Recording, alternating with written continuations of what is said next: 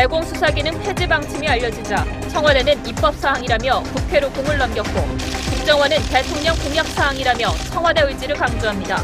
대공수사권이 없어지면 어떻게 되는지 짚어봅니다. 문 대통령이 북한에 다시 한번 평창올림픽 참가를 결단해달라고 촉구했습니다. 마지막 순간까지 물을 활짝 밀어넣고 기다리겠다. 신구리 원전 운명을 가를 공론화위원회가 출범했습니다. 원전 전문가는 한 명도 없는데 위원 9명의 면면 살펴봅니다. 여학생 수십 명을 상습적으로 성추행한 혐의로 경기도 고등학교 교사 2명에 대해 경찰이 구속영장을 청구했습니다. 마법동굴 저희 동전서 가서 증수를 하고 왔어요. 피해를 줄일 방법은 없었던 것인지 단독 보도 이어갑니다. 인천 침수 피해로 90대 치매 노인이 숨진 사고는 119의 늑장대응 탓이라는 지적이 나옵니다. 반지하 주택에 빗물이 1m 높이까지 차오르면서 신고한 지 26분 뒤에 접수돼 결국 골든타임을 놓쳤습니다.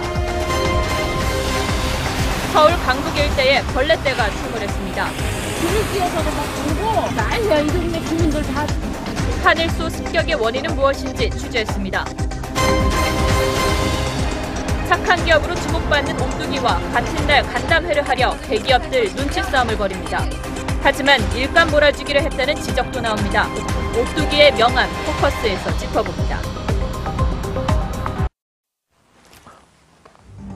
시청자 여러분 안녕하십니까? TV조선 종합뉴스 9의 지른책입니다. 요즘 119 무척 바쁩니다. 인력도 부족합니다. 그렇더라도 이 문제만은 짚고 가려야 합니다. 어제 아침 9시경에 수도권에 100mm가 넘는 기습적인 폭우가 내렸습니다. 물폭탄이 이어지요. 인천 남동구에선 빗물에 잠긴 지하 단칸방에서 95살의 치매 노인이 숨진 채 발견됐습니다. 처음 언론 보도는 이랬습니다. 그런데 그게 아니었습니다. 노인은 물이 찬 방 안에 엎드린 채 발견됐지만 손가락도 움직이고 맥박도 뛰었습니다. 그런데 노인을 1차 구출한 윗집 주민이 119에 구조를 요청한 지 무려 36분이 지나 노인을 병원에 옮길 수가 있었습니다. 119 구조대와 사고 현장의 거리는 불과 800m였습니다. 노인의 죽음은 인재였던 것입니다.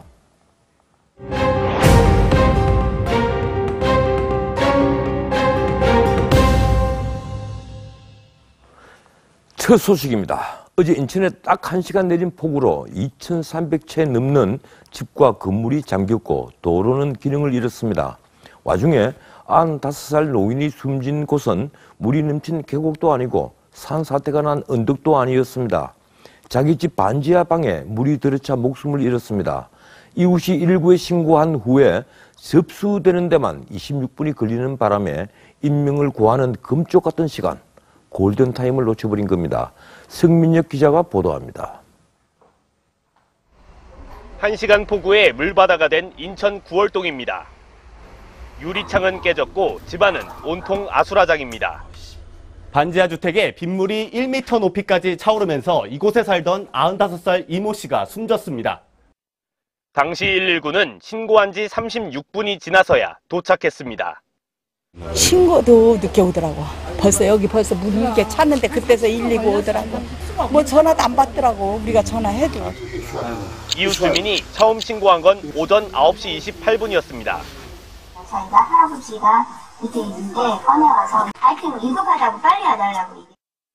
그런데 119가 접수한 시간은 26분이나 늦은 9시 54분입니다. 119 구급대는 접수 즉시 출동해 오전 10시 4분에 도착했지만 이 씨는 숨졌습니다. 사람을 구조하는데 가장 중요한 골든타임이 사라져버린 셈입니다. 2층에 아예 눕혀드리고 숨을 쉬고 계셨어요. 제가 눕혀드릴 때까지 숨을 쉬고 계셨거든요. 인천소방본부는 119 신고 전화가 한꺼번에 몰렸기 때문이라고 해명했습니다.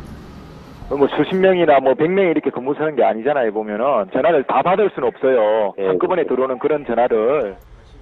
주민들은 100m 옆에 있던 배수 처리장도 제때 작동하지 않았다며 자연재해가 아니라 인재라고 주장했습니다. TV조선 성민혁입니다.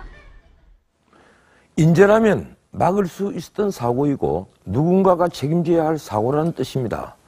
그뿐만 아닙니다. 5천억 원이 들어간 인천 김포 고속도로 북항터널이 개통 넉 달 만에 100mm도 안 되는 빗물에 침수됐습니다. 첨단 시설을 갖추서 재난에도 끄떡없다고 자랑하더니 초대형 배수 펌프도 아무 쓸모가 없었습니다. 강석 기자가 취재했습니다. 흙탕물이 빠르게 흘러내려갑니다. 3개 차로 중 2개 차로가 흙탕물로 뒤덮였습니다. 갑작스런 물폭탄에 차들이 꼼짝 못합니다. 어제 오전 북항터널 남청라 부근 모습입니다. 인천 중구에서 서구까지 연결된 북항터널은 100mm도 안 되는 강수량에 침수됐습니다. 북항터널 진입 구간입니다. 침수 복구 작업이 늦어지면서 5.5km 구간 이용이 최소 수요일까지 통제될 것으로 보입니다.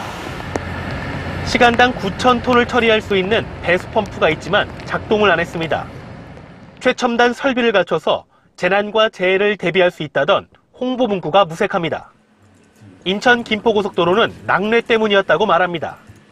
자연재해인데 낙뢰나 이런 거에 의해서 정전과 동시에 이중적인 피해를 입으니까 그게 이제 좀 무리가 있겠죠. 하지만 비상전력 공급 장치도 가동하지 않았습니다. 결함이 있었을 가능성을 배제할 수 없습니다.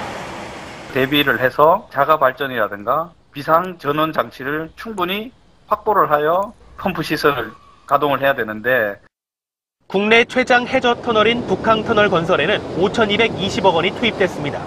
TV조선 강석입니다.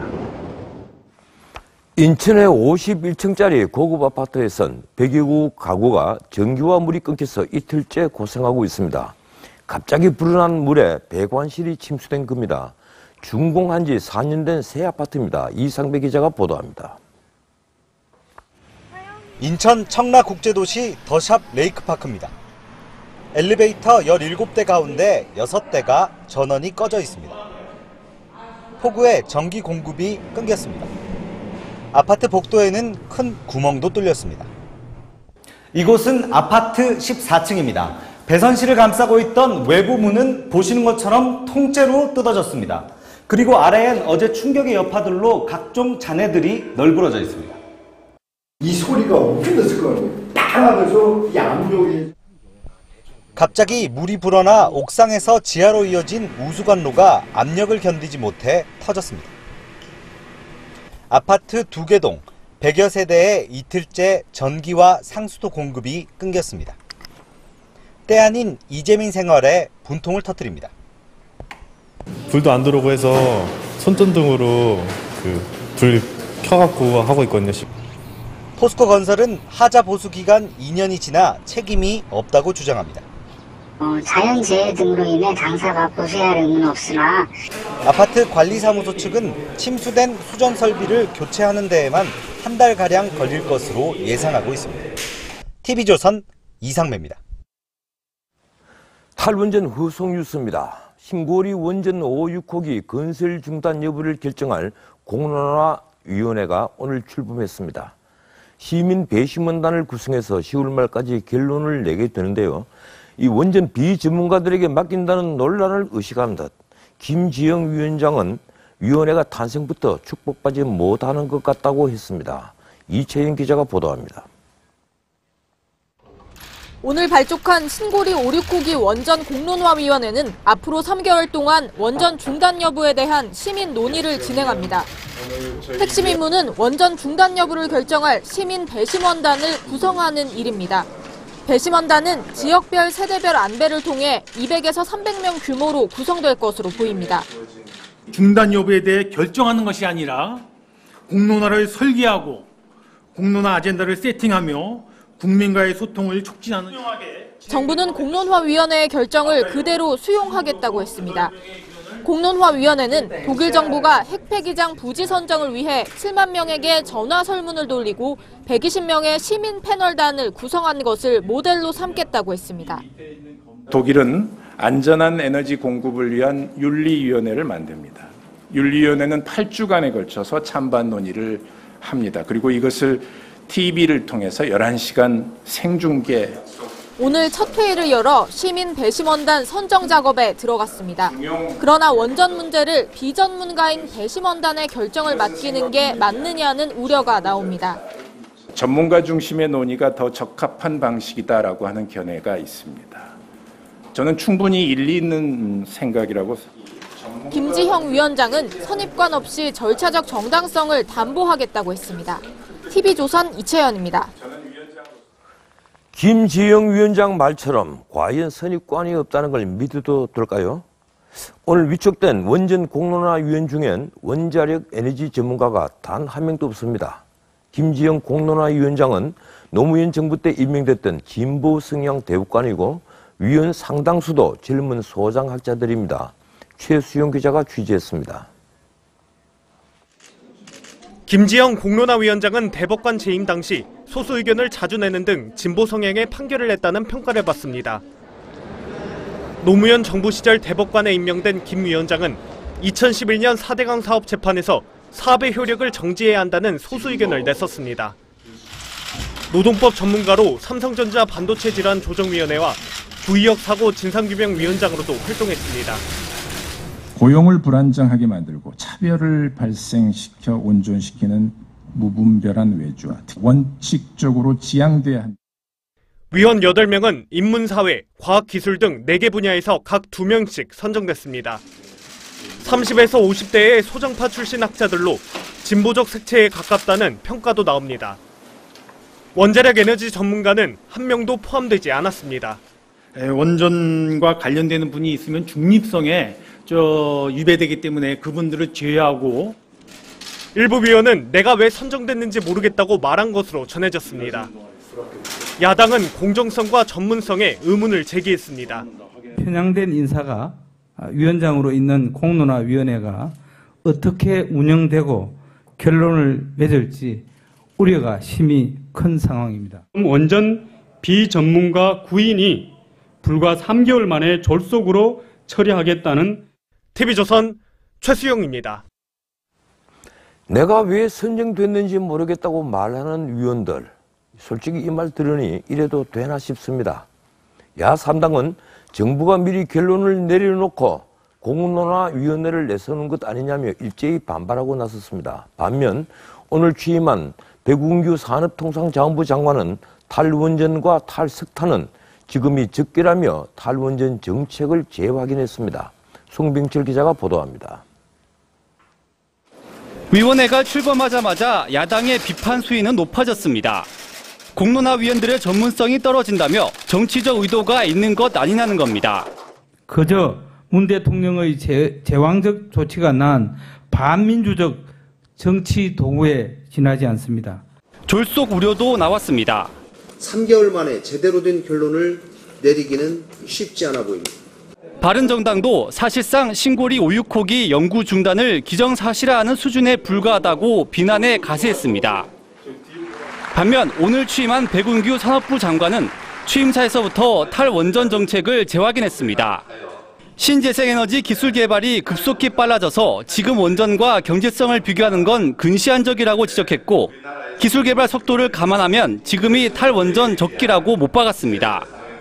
탈원전, 탈석탄을 통해 에너지 패러다임 대전환의 기틀을 마련하겠습니다. 앞으로 탈원전 로드맵에 따라 신규 원전은 건설하지 않고 수명이 다한 원전의 사용 연장도 하지 않겠다고 강조했습니다. 그러면서 공론화위원회가 투명하게 진행될 수 있도록 모든 정보를 제공하겠다고 덧붙였습니다. TV조선 송병철입니다. 예, 이어서 원세훈 전 국정원장 관련 뉴스 등을 오윤주 앵커가 전해드립니다.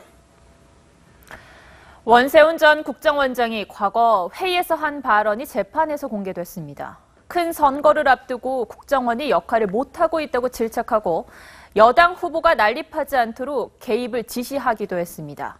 주원진 기자입니다. 새로 공개된 녹취록에 따르면 2011년 11월 원세훈 전 국장은 내년에는 큰 선거가 2개 있는데 우리 원이 역할을 제대로 못하고 있다고 직원들을 질책합니다. 2012년 총선과 대선에 개입하겠다는 뜻으로 해석됩니다. 원 전 원장은 지난 교육감 선거는 분열 때문에 졌다고 평가하고 총선에는 어중이 떠중이가 나오면 안 된다고 말합니다. 또 강 건너 불구경하지 말고 예비후보 등록부터 교통정리가 잘 되도록 현장에서 챙기라고 지시합니다. 다만 꼬리가 잡히지 않도록 하는 것이 정보기관이라는 당부도 잊지 않습니다. 한미 FTA 국회 동의를 앞두고는 기사가 나온 뒤에 대응하지 말고 미리 방송국이나 지방신문까지 찾아가 찬양 기사를 준비해두라고 지시했습니다. 검찰은 원전 원장의 행위가 민주주의 근간을 뒤흔든 반헌법적 행태라며 징역 4년을 구형했습니다. 원전 원장은 바빠서 부모님한테 술 한잔 못 드린 불효자라며 이제 일상생활로 보내달라고 최후 진술을 했습니다. 국정원 때문에 고통을 겪으신 분들이 많은데 근데 국정원장 일은 국정원장 혼자 하는 게 아닙니다. 그럼 그 정도만 얘기하겠습니다. 예. 법원이 해당 녹취록을 증거로 받아들이며 일부 무죄 취지로 파기환송된 원세훈 전 원장의 재판은 결과를 예단할 수 없게 됐습니다. TV조선 주원진입니다. 문무일 검찰총장 후보자의 인사청문회가 열렸습니다. 문 후보자가 수사권 조정과 공수처 설치에 부정적인 입장을 보이자 여당에서는 비판이 쏟아졌습니다. 청와대 캐비닛 문건은 중립적으로 수사하겠다고 했습니다. 김모건 기자입니다. 검경 수사권 조정에 반대했던 문무일 검찰총장 후보자가 오늘 청문회에서도 검찰의 직접 특별수사 기능은 유지돼야 한다고 했습니다. 검찰의 수사 기소 안전 분리에 대해서 반대 입장을 표명하신 것으로 나와 있는데 어떻습니까? 기록만 보고 기소 여부를 판단하기는 쉽지 않다는 겁니다. 검찰 단계에서 보완 조사를 하거나 문 후보자는 공직자 비리수사처 신설에 대해서도 더 효율적인 시스템을 찾을 수 있고 준비하는 것이 있다고 했습니다. 그러자 여당 위원들은 질타성 질의를 쏟아냅니다. 그 공수처를 지향하는 법무부 장관을 막을 것입니까? 막을 생각이세요? 그건 아니죠. 그 막는다 안 막는다의 문제가 아니고 검찰이 너무 쌀에다 돌을 많이 섞어가지고 지금 못 먹겠다 하고 있는 상황이니까 얼렁뚱땅 그냥 넘어가시려고 하면은 절대로 안 된다. 청와대가 공개한 캐비닛 문건을 놓고 여야는 공방을 벌였습니다. 지정기록물이라고 보기가 어렵고 비밀이라는 표시가 전혀 없는 결과적으로는 일반 기록물이다. 이 문건을 이렇게 공표했을 때에 공무상 비밀 누설이나 대통령 기록물 관리법 위반이 되는 문 후보자는 중립적으로 수사하겠다고 했습니다. 치우침이 없도록 정책 중립성을 확보해서 수사를 면밀히 하도록 하겠습니다. TV조선 김보건입니다. 카이 비리를 수사 중인 검찰이 비자금 조성의 핵심 인물이자 1년 넘게 도피 중인 전직 직원을 공개 수배했습니다. 하성룡 전 사장은 문재인 정부 출범 직후 친노 인사를 영입하려다가 실패한 것으로 드러났습니다. 장민성 기자입니다. 검찰이 공개 수배한 인물은 하성룡 전 사장의 측근이자 카이 인사 담당 부장을 지낸 손승범 씨입니다. 손 씨는 처남을 용역업체 대표로 내세워 240억 원대 용역 계약을 챙긴 뒤 수십억 원을 빼돌린 혐의를 받습니다. 검찰은 용역비 일부가 하 전 사장의 비자금으로 쓰인 것으로 보고 있습니다. 용역업체 대표도 용역비 중 수십억 원을 손 씨가 알려준 계좌로 입금했다고 진술한 것으로 전해집니다. 하 전 사장은 지난 5월 말 친노 인사를 부사장으로 영입하려다가 무산된 것으로 드러났습니다. 부사장으로 내정됐던 인물은 약사 출신으로 2005년부터 3년 동안 카이 감사를 지냈던 장상훈 씨. 장 씨는 1981년 부산 최대 공안 사건인 불임 사건의 피해자로 당시 변호를 맡은 노무현 전 대통령과 인연을 맺은 뒤 노 전 대통령을 도우며 선거에 출마한 적도 있습니다. 하 전 사장이 친노 인사를 방패막이 삼으려 했다는 의심을 삽니다. 이야기가 있어서 아이고 내 몸이 안 좋아요. 그런 거죠. 카이 관계자는 영입 시도는 사실이라면서도 나머지 내용은 모두 추측에 불과하다고 말했습니다. TV조선 장민성입니다. 김정은이 숨어있는 벙커를 파괴하기 위한 미사일의 탄두의 중량을 지금보다 2배로 늘리는 방안이 추진됩니다. 이 미사일 중량과 발사거리는 한미 미사일 지침으로 정해져 있는데 이를 바꾸자는 문재인 대통령의 제안을 트럼프 미국 대통령이 받아들였다고 합니다. 엄청석 기자가 취재했습니다. 군은 유사시 김정은과 북한 수뇌부가 은신할 지하 벙커와 지하 핵시설을 파괴할 수 있는 미사일을 보유하고 있습니다.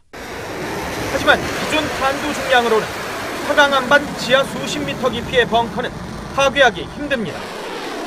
정부는 미사일 파괴력을 높이기 위해 탄두 중량을 현재 최대 500kg에서 1톤으로 2배 늘리는 방안을 추진합니다. 이를 위해 탄두 중량과 사거리를 제한하고 있는 한미 미사일 지침을 개정하기로 했습니다. 외교 고위 당국자는 앞서 문재인 대통령이 지난 6월 한미 정상회담에서 트럼프 미국 대통령에게 한미 미사일 지침 개정을 제안했고 트럼프 대통령도 긍정적 신호를 보낸 것으로 안다고 전했습니다. 한미 미사일 지침 개정 협상은 올 하반기 열릴 한미 안보협의회와 한미 통합 국방협의체에서 다뤄질 것으로 보입니다. 다만 800km로 제한된 사거리는 중국을 자극하지 않기 위해 현행 유지할 것으로 알려졌습니다. TV조선 엄성섭입니다. 한편 문재인 대통령이 평창 동계올림픽을 200일 앞두고 홍보대사를 맡았습니다. 문재인 대통령은 G-200 평창올림픽에 준비하는 사람들 행사에 나가서 김연아 선수와 어깨동무를 했습니다. 북한의 평창올림픽 참가를 마지막까지 기다리겠다는 말도 잊지 않았습니다. 최지은 기자가 보도합니다. 대통령님을 홍보대사로 모실까 하는데 여러분 어떠세요? 내년 평창 동계올림픽을 200일 앞두고 문재인 대통령이 직접 홍보대사로 나섰습니다. 즉석에서 응원 메시지를 쓰고 박근혜 전 대통령의 손을 뿌리치는 듯한 영상으로 화제가 됐던 김연아 전 선수와는 어깨 동무를 했습니다. 유승민 IOC 위원과 김연경 배구 선수, 마크 저크버그 페이스북 설립자에겐 SNS로 릴레이 응원 메시지를 요청했습니다. 문 대통령은 평창을 치유 올림픽으로 만들겠다고 밝혔습니다. 그동안 우리 국정농단 비롯한 국내 정치 상황 때문에 힘들었던 또 상처받았던 우리 국민들 또 강원도민들 이번 올림픽을 통해서 대한민국에 대해서 다시 자부심을 갖게 되고 강원도 특산물 감자를 앞세워 북한의 평창 올림픽 참여를 재차 촉구했습니다. 이번 평창 동계올림픽이 개마고온 감자와 우리 강원도 감자가 만나는 그런 정말 우리 한민족 대축제장이 됐으면 좋겠습니다. 마지막까지 기다리겠다고도 했습니다. 우리는 문을 활짝 열어두었습니다. IOC도 북한이 참가할 수 있도록 문을 열었습니다. 이제는 북한의 결단만 남았습니다. 이와 관련해 이수은 전 국정기획위 외교안보분과 위원장은 남북이 함께하는 평화올림픽이 된다면 한미연합 군사훈련 축소를 건의하겠다고 했습니다. TV조선 최지원입니다. 북한이 외국인 관광상품으로 공을 들여온 평양 대동강 맥주 축전을 막판에 취소했습니다. 북한은 가뭄 핑계를 대지만 미국이 북한 관광을 금지하는 바람에 파리만 날릴 거라는 판단을 했다는 분석입니다. 안형영 기자가 보도합니다. 지난해 처음으로 열린 평양 대동강 맥주 축전.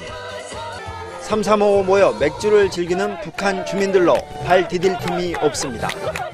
대동강 맥주의 높은 인기로 하여 축전장은 이온일 1,000만 원을 이루고 있습니다. 외국인 관광객들도 여기저기 눈에 띕니다. It's a unique thing to come here and unique thing to participate in the 그런데 모레부터 다음 달 말까지 열릴 예정이던 제2회 대동강 맥주 축전이 돌연 취소됐습니다. 중국 베이징의 북한 전문 여행사인 고려 여행사는 블로그를 통해 축전 취소 통지를 받았다면서 계속되는 가뭄 때문인 듯하다고 밝혔습니다. 북한은 올해 2001년 이후 최악의 가뭄을 겪고 있습니다. 하지만 최근까지 북한이 새로 개발한 밀맥주를 선보이겠다고 선전한 만큼 다른 이유가 있다는 관측입니다. 미국 정부의 북한 관광 전면 금지 조치가 효과를 발휘했다는 분석이 유력합니다. 미국의 초강수에 서방 국가 외국인에다 중국인들까지 북한 방문을 꺼려하자 북한이 어쩔 수 없이 축전을 취소했을 가능성이 높다는 겁니다. TV조선 안형령입니다. 앞으로 간첩 잡지 말라는 것이냐, 이 국정원의 대공수사권 폐지를 두고 논란이 있었죠. 국정원이 청와대의 거듭된 요청에 따라 대공수사권을 폐지하고 다른 기관에 넘기기로 내부 방침을 정했다고 합니다. 청와대는 일단 국정원법을 고쳐야 하는 국회 입법 사항이라고 선을 그었지만 강행할 경우에 정치적으로 국가안보 위기 논란을 부릴 수 있다는 관측이 나옵니다. 김정우 기자가 취재했습니다. 국가정보원의 주요 임무 중 하나는 북한 간첩과 보안 사범에 대한 정보 수집과 수사를 하는 겁니다. 그런데 국정원이 최근 이 대공수사 기능을 폐지해 다른 기관에 넘긴다는 방침을 사실상 정했습니다. 국정원은 이와 관련해 대공수사권 폐지와 이관은 대통령 공약이라며 세부 추진 사항에 대해선 확인해 줄 수 없다고 밝혔습니다. 사실상 폐지 방침을 인정한 겁니다. 애초 국정원은 국내 부문은 없애되 대공수사 기능은 유지하려 했지만 청와대의 확고한 방침에 따라 폐지로 돌아선 걸로 전해졌습니다. 국정원의 수사 기능을 없애겠습니다. 대공수사권은 특별히 국가경찰 산하의 안보수사국을 신설하여 청와대는 대공수사 기능 폐기 여부는 국회 입법 사안이라며 일단 선을 그었습니다. 대공수사권 조정은 국가정보원법 제3조 등에 대한 개정이 필요하기 때문입니다. 하지만 야당은 간첩은 누가 잡냐며 강하게 반발합니다. 사실상은 그렇게 되면은 그냥 간첩을 잡지 말라는 거예요. 지금 우리나라가 그래도 될 상황이라고 생각합니까? 전직 국정원 관계자는 최근 북한은 직파 간첩 대신 우회 공작을 하는데 대공수사권을 없애면 국정원 해외 파트와 원활한 협조가 이루어질지 우려스럽다고 했습니다. TV조선 김종우입니다. 국가정보원의 대공수사권 폐지 문제를 놓고 논란이 커지고 있습니다. 대공수사권이 폐지된다면 어떤 문제가 발생할 수 있는지, 또 대공수사가 이관되면 어디로 가게 되는 것인지 TV조선 배승규 정치부장과 자세한 얘기를 나눠보겠습니다. 어서 오십시오. 네, 안녕하세요. 이 대공수사권 폐지돼 청와대는 일단 입법사항이라면서 선을 긋고 있는 것으로 되어 있는데 네. 진짜 추진하는 겁니까? 네, 저희가 지금 다각적으로 국정원 안팎의 관계자들을 취재해봤는데 이 겉으로 공공연하게 얘기하진 않지만 사실상 그렇게 방침이 정해졌다고 공통적으로 얘기를 하고 있습니다. 예. 네, 그리고 국정원도 공식적으로 이것이 문재인 대통령의 대선 공약이다라는 점을 계속 강조합니다. 그러니까 국정원도 어느 정도 이걸 인정하고 있다는 뜻이죠. 그런데 왜 이렇게 사실 선을 긋고 있느냐? 이거는 아무래도 이걸 공식화하면은 야당의 반발이 있게 되고 또 이게 입법 사안인데 먼저 치고 나가는 거냐, 무슨 권한이냐 이런 얘기를 들을 수 있기 때문에 지금은 로키로 가는 거 아닌가 이렇게 해석이 됩니다.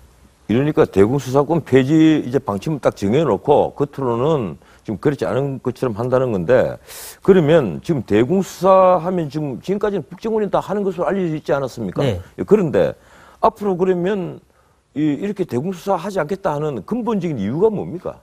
가장 근본적으로는 그동안의 국정원의 댓글 사건, 그리고 서울시 간첩 조작 의혹 사건 이런 것들이 있으면서 이게 국민적 불신을 초래했다고 여권은 보고 있는 것 같습니다. 그러니까 대공수사에서도 적폐를 청산해야 된다 이런 시각이 깔려 있고요. 그리고 또 하나는 이 국정원을 해외 정보원으로 바꾸겠다. 이것이 이런 문재인 대통령의 공약을 뭔가 실현하려면 국내 파트를 최소화해야 된다. 이런 논리도 담겨 있는 거 아닌가 싶습니다. 근데 야당의 시각은 좀 다른데요. 야당에서는 이거는 대공수사 기능을 대폭 약화시키려는 어떤 정치적 의도가 있다. 이렇게 주장을 하고 있고요. 더군다나 이 과거 1심의 사건 등에서 보면 이 국정원 수사로 인해서 진보 진영 인사들이 좀 타격을 받았는데 그것이 어떤 이번 조치에 어떤 영향을 미친 거 아니냐, 복선이 있는 거 아니냐 이런 얘기도 나오고 있습니다. 예, 그렇군요.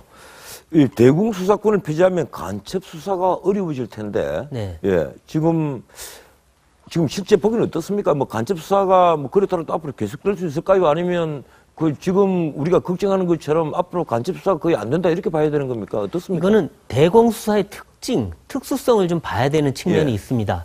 이 대공수사는 국내에서만 이루어지는 게 아니라 크게 4가지 경로로 이루어집니다. 첫 번째는 해외 분야입니다. 이 간첩과 북한 공작 조직들 상당수가 중국이나 외국에서 활동하면서 국내를 왔다 갔다 또는 교류를 합니다. 그러니까 해외 파트가 그만큼 중요하고요. 그리고 또 하나는 북한 내부 정보입니다. 소위 휴민트라고 하는데 그 정보를 통해서 우리 또 간첩 정보를 확인할 수 있고, 또 세 번째는 북한과 외부에서 오는 서로가 주고받는 지령이나 연락입니다. 감청이나 암호 회독을 통해서 그 정보를 끌어낼 수 있는 것이고, 그리고 마지막으로 있는 게 국내 파트입니다. 그러니까 국내에서 대공수사 조직이 수사를 하는데 그것도 그 중에서도 탈북자 정보가 굉장히 중요하다. 그러니까 그만큼 이 대공수사라는 거는 하나로 이루어지는 게 아니라 국내 국외 모든 게 다 망라돼서 이루어지기 때문에 국내 파트 하나만 갖고 재단할 문제가 아니다. 이런 주장이 있는 거죠. 예, 사실 우리가 이게 대공수사라면 뭐 영화에서나 주로 많이 보는 내용인데 지금 그러니까 대공수사에서는 국내 정보보다는 해외와 북한 내부 정보가 더 중요하다. 네. 예, 그래서 이제 국정원의 전체적 정보 수사력이 필요한 것 아니냐.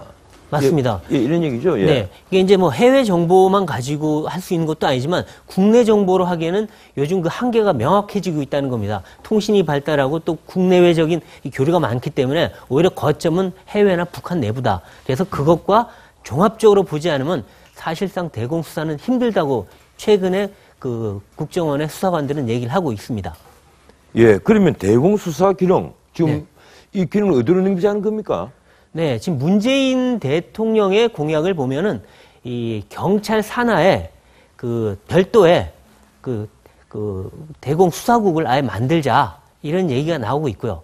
그리고 또 한쪽에서는 지금 뭐 근데 그게 경찰이 제대로 할 수 있겠느냐라고 하니까 대통령 직속이나 아니면은 그 총리실 산하에 별도의 정보, 안보, 그 수사 기국을 두자 이런 얘기를 하고 있습니다.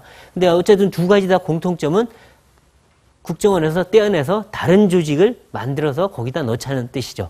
예, 알겠습니다. 오늘 여기까지 듣겠습니다. 고맙습니다. 네. 예.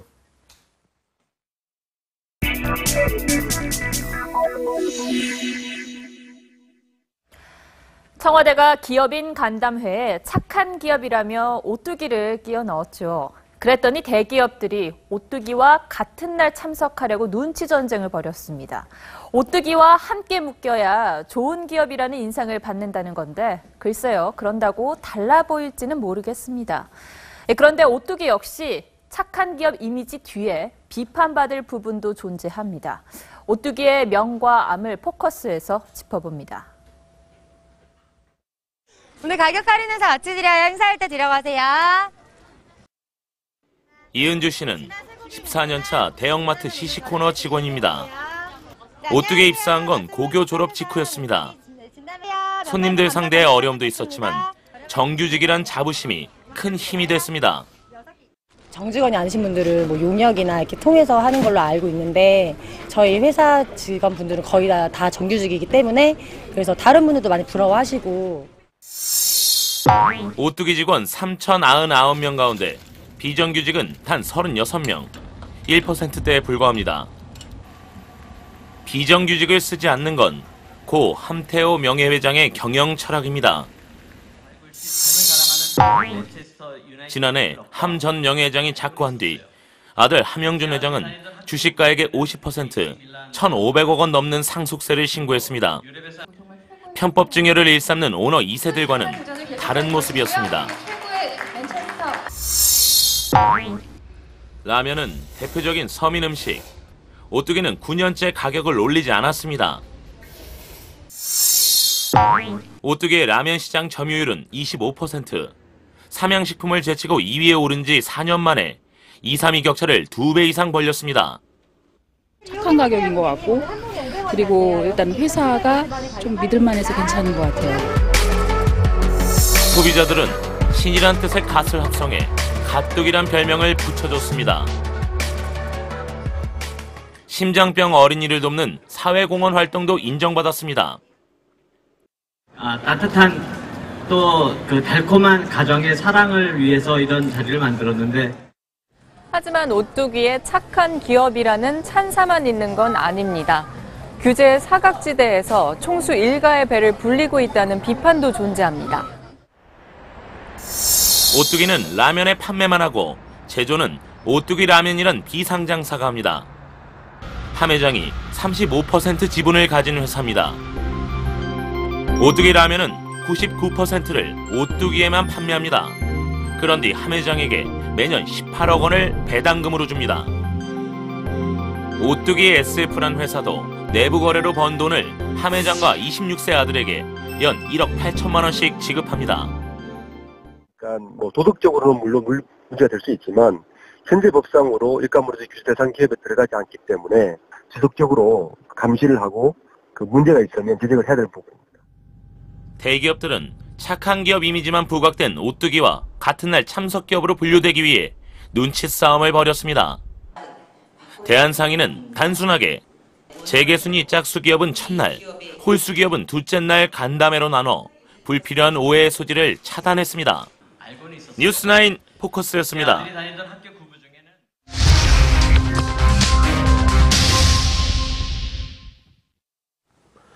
도저히 선생님이라고 부를 수 없는 사악한 자들이 선생님 노릇을 하고 있었습니다. 이 경기도 어느 고등학교 교사 2명이 걸핏하면 여학생들을 성추행했다는 보도를 어제 해드리는데요.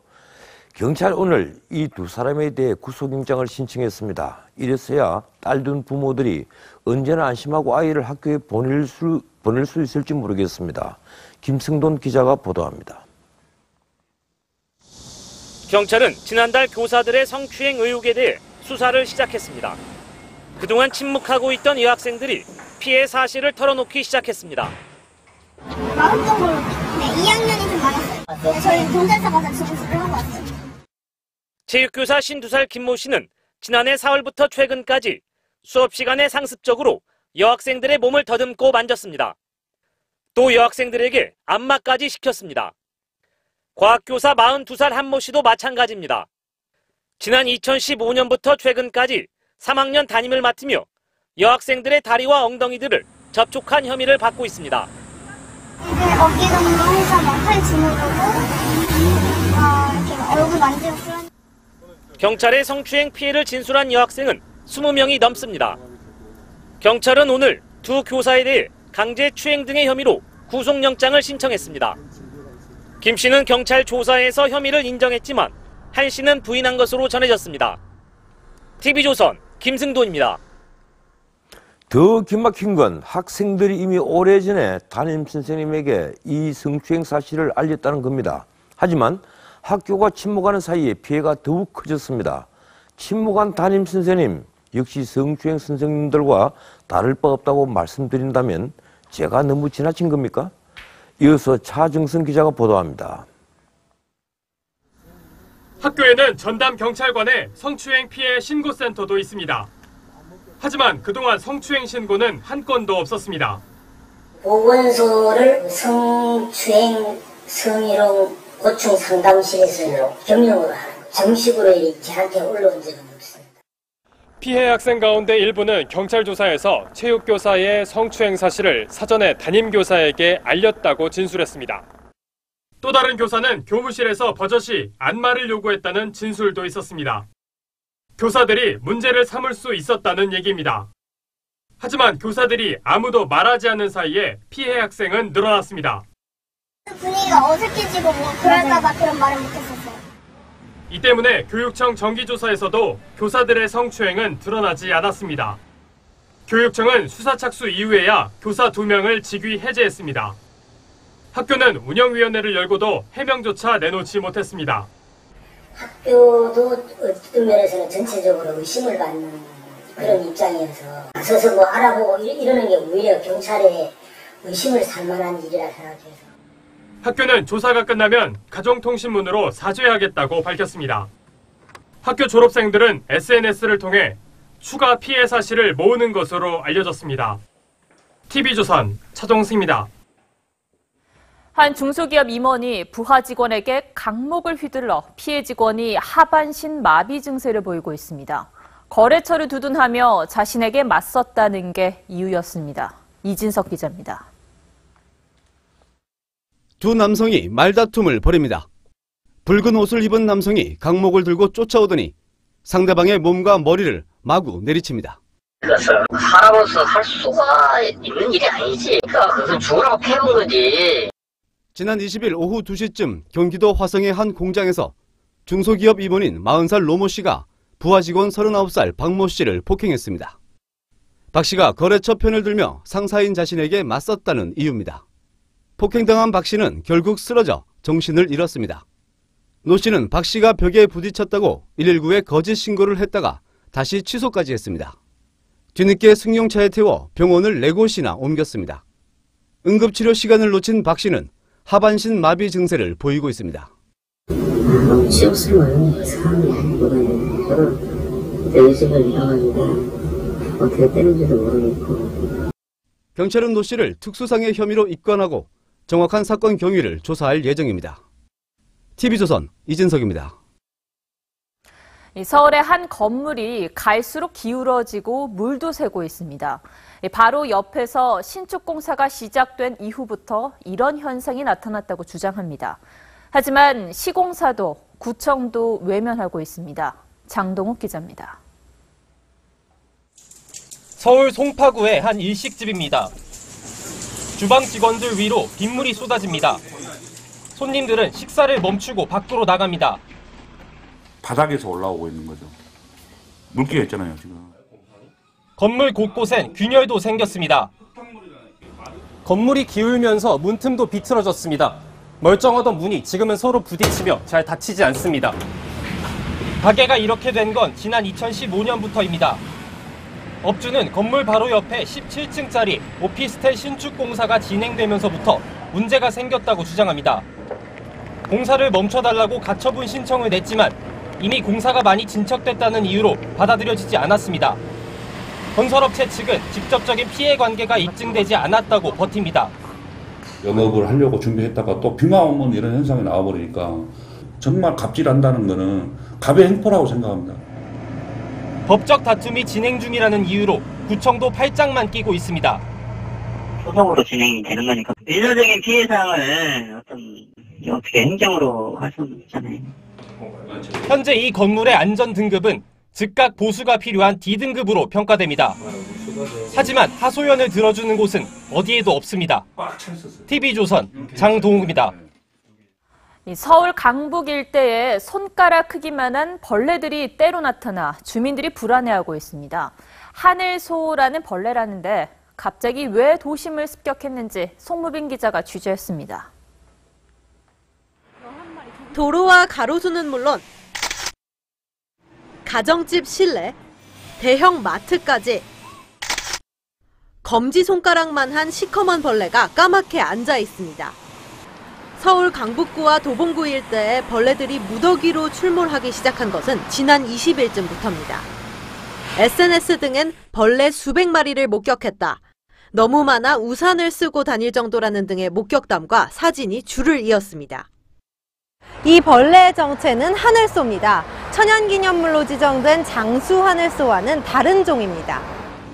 몸통만 6cm, 더듬이까지 합하면 10cm가 넘는 하늘소가 도심을 날아다니자 주민들은 기겁했습니다.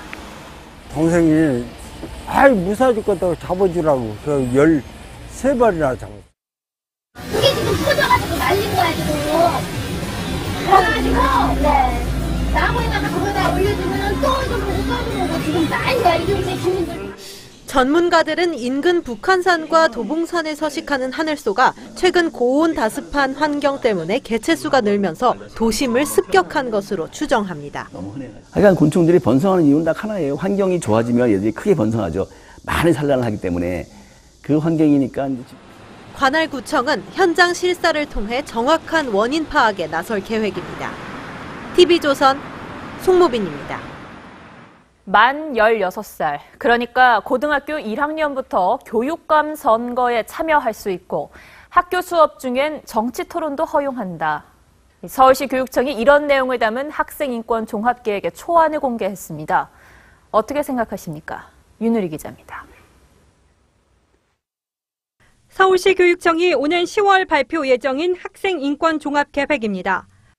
도발 규제 완화 등을 필두로 성소수자 학생 권리 보호, 상점, 벌점제 폐지 등의 논쟁적인 내용을 거쳐 고등학교 1학년인 만 16세 이상이면 교육감 선거, 일반적인 선거 연령 역시 현행 19세에서 18세로 낮추겠다는 내용도 담겼습니다. 또 수업 시간에도 정치 토론을 허용해야 한다고 주장했습니다. 민주주의와 관련해서 하는 이야기는 일반화될 수 있는 거 아닌가 싶습니다만. 교총은 교실이 정치의 장으로 변질될 가능성을 우려합니다. 그대로 사회적 이슈를 가지고 왔을 경우에는 올바른 정치 의식 함양에 결코 도움이 되지 않는다 이렇게 봅니다. 서울시 교육청은 의견 수렴 절차를 거쳐 오는 10월쯤 학생인권 종합계획을 확정해 발표할 계획입니다. TV조선 윤을입니다.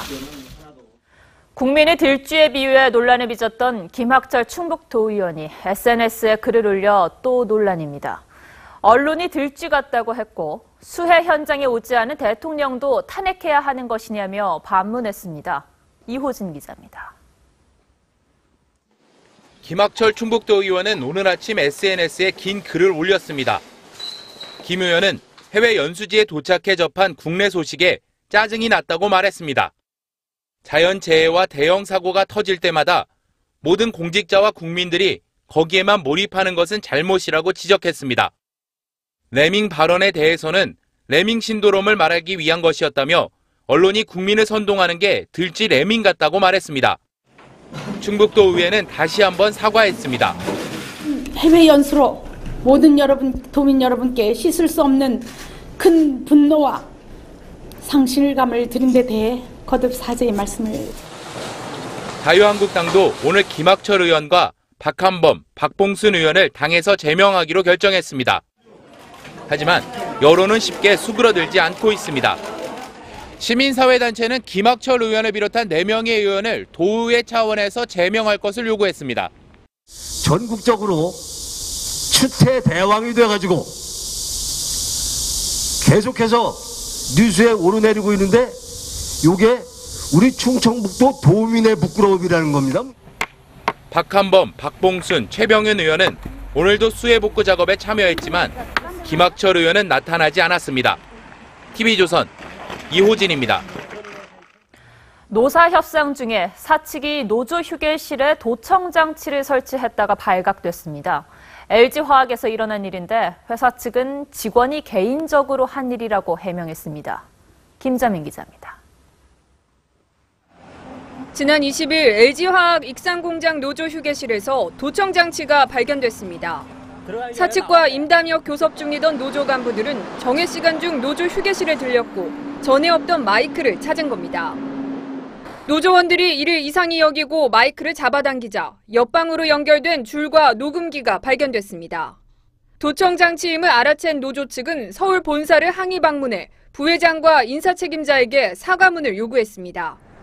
사측은 실제 녹음은 이뤄지지 않았다면서 이를 인정했습니다. 그런 일이 있었던 거 맞고요. 개인적으로 한 건데 개인적인 그런 업무 그것 때문에 참조하려고 해놨나 봐요. 불법 도청은 근로자의 단체 교섭권을 침해하는 행위로 수사로까지 번질 수 있습니다. LG화학은 심각성을 인지하고 있다며 노조와 협의해 철저한 진상조사와 관련자 징계 등을 결정할 것이라고 밝혔습니다. TV조선 김자민입니다. SK그룹 최태원 회장이 결국 법원에 이혼 조정 신청을 냈습니다. 부인 노소영 씨는 그간 이혼할 뜻이 없다고 밝혀왔고 박 전 대통령에게 최 회장 특별 사면에 반대한다는 편지를 쓰기도 했었지요. 강동원 기자가 보도합니다. 최태원 SK그룹 회장이 노소영 아트센터 나비 관장을 상대로 이혼 조정을 신청한 건 지난 19일입니다.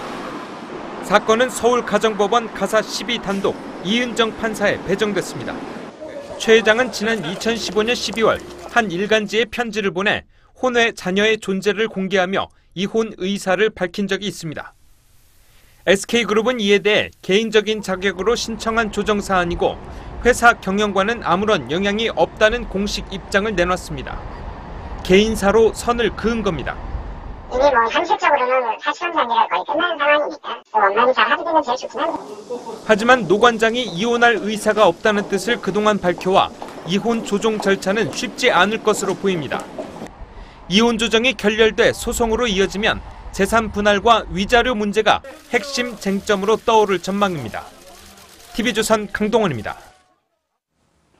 일본 정치 소식입니다. 사학 스캔들로 집권 후 최대 정치적 위기에 몰린 아베 신조 총리가 국회에 출석해 해명에 나섰습니다. 한때 70%를 웃돌던 총리 지지율이 20%까지 추락해 아베 내각 퇴진론까지 나오고 있습니다. 이태영 기자가 보도합니다.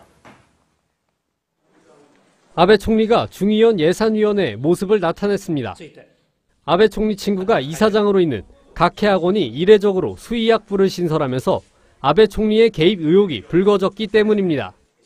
学部新設について働きかけや依頼は全くなかったということをまず明確に申し上げたいと。 아베 총리는 앞서 지난 3월에도 부인 아키에 여사가 연루된 아키에 게이트로 정치적 위기를 겪었습니다. どうぞ安倍晋三からですというふうにおっしゃって寄付金として封筒に入った100万円をくださいました。 이달 초 집권 여당 자민당의 도쿄도의회 선거 참패에 잇따른 사학 스캔들이 겹치면서 아베 총리의 입지는 부쩍 좁아졌습니다. 총리 지지율은 20%대까지 추락했습니다. 23일 발표된 마이니치 신문 여론조사 결과 아베 총리 지지율은 지난달보다 10%포인트나 떨어진 26%를 기록했습니다. 정권 퇴진론이 제기될 것이라는 전망까지 나옵니다. 아베 독주 체제에 대한 피로감이 스캔들과 맞물리면서 여론이 등을 돌린 겁니다. 이에 따라 아베 총리가 밀어붙이는 개헌과 장기 집권도 어려울 것이라는 전망이 나옵니다. TV조선 이태용입니다.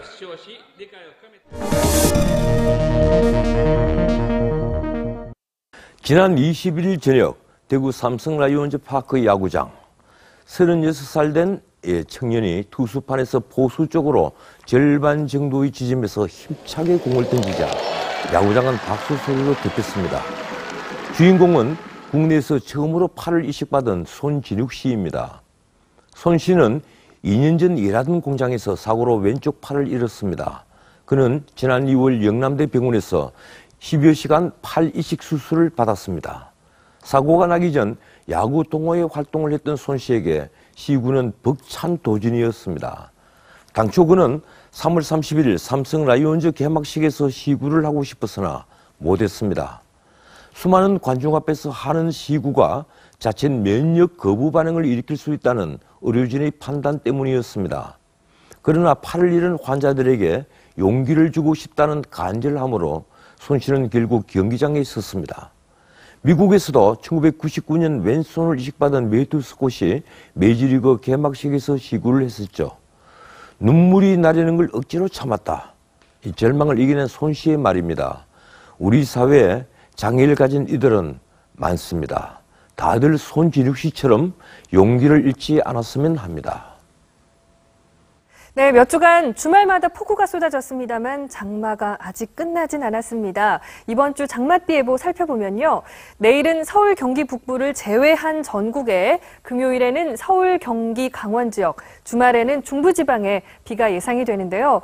일단 내일은 남부지방에 최고 120mm의 많은 비가 예상됩니다. 특히 경산, 경주, 울산을 중심으로는 내일 낮에 호우특보도 내려질 가능성이 있으니까요. 비 피해 없도록 미리 대비를 하셔야겠습니다.